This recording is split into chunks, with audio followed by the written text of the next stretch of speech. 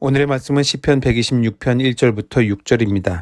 본문은 표제가 성전에 올라가는 노래로 바벨론 포로 귀한 계시를 회상하며 하나님 앞에 간구하는 순례자의 시입니다. 오늘은 죄로부터의 해방감은 누가 누리고 경험할 수 있는 것인지 함께 나누도록 하겠습니다. 우리나라는 36년 일제의 참혹한 지배 아래 수탈을 당했던 역사를 가지고 있어요. 그 기간을 눈물로 참고 버텼기 때문에 해방과 광복의 기쁨을 절실히 알고 있습니다. 일제의 식민 지배를 당했던 것은 우리나라만이 아니에요. 동남아의 여러 나라들도 같이 겪었던 것입니다. 그러나 그들도 우리처럼 해방과 광복을 기념하는 절기를 크게 지낼까요? 대만도 일제의 지배를 받았는데 대만 사람들은 우리나라 사람들과 일제의 지배를 좀 다르게 인식합니다. 그들은 식민사관에 맞춰서 이해하고 있어요.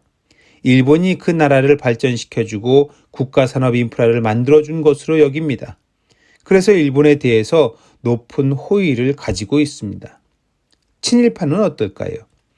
일제편에 붙어서 부역을 하고 앞잡이 노릇을 하며 동포의 등에 칼을 꽂고 독립투사를 팔아먹은 수많은 친일파에게 조국 독립이 과연 기쁜 일로 여겨졌을까요? 그들은 일제의 앞잡이 노릇을 하면서 어마어마한 녹봉을 받았습니다. 이제 그 녹봉이 그치고 자칫 잘못하면 자기가 저지른 짓에 응당한 대가를 치르게 될 텐데 어떻게 기뻐할 수 있겠습니까? 결국 광복과 해방의 기쁨이라는 것은 독립을 위하여 싸우고 눈물을 흘리며 버틴 자들에게만 주어지는 기쁨입니다. 오늘 시편 126편은 바벨론 포로 귀환과 관련된 시예요. 바벨론에서 해방되어 고향으로 귀환하는 자들, 그것을 기뻐하는 자들은 그 해방을 꿈꾸며 기도하고 눈물을 흘리며 참아내고 버틴 자들의 것입니다. 유다의 백성들이 바벨론에 끌려갈 때에 그 누구도 그것을 기뻐하며 쫓아가지 않았어요. 좌절과 절망 속에 다시 노예의 삶을 살 것을 예상하며 끌려갔던 것입니다.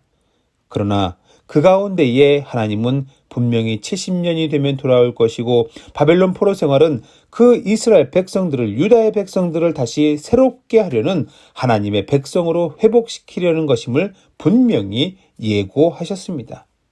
그러니 이 말씀을 굳게 믿고 따른 자들, 그들에게 주어지는 것이 바로 해방의 기쁨인 거예요. 그 삶에 만족하는 자들은, 노예의 삶에 그것을 만족하며 살아간 사람들은 이 해방이 기쁨일 리 없는 것이지요. 시인은 바로 이 점을 노래하고 있습니다. 눈물을 흘리며 씨를 뿌리는 자는 기쁨으로 거두리로다. 울며 씨를 뿌리러 나가는 자는 반드시 기쁨으로 그 곡식단을 가지고 돌아오리로다. 우리는 이 말씀을 묵상하면서 죄의 노예로 전락한 우리를 위하여 주님이 오셨고 우리를 죄로부터 해방시키셨다는 것을 기억해야 할 것입니다. 죄로부터 해방된 기쁨을 우리도 이 백성들처럼 시편 126편의 이 시인처럼 노래해야 할 거예요. 그에 앞서서 우리는 우리가 죄의 억압에 얽매여 있던 존재이며 그것에 만족하는 자가 아니라 내 안에 성령의 역사와 조명을 깨닫고 죄로부터의 해방, 저주와 사망으로부터의 해방을 꿈꾸고 있어야, 그래야 그 기쁨이 우리의 것이 되지 않을까요?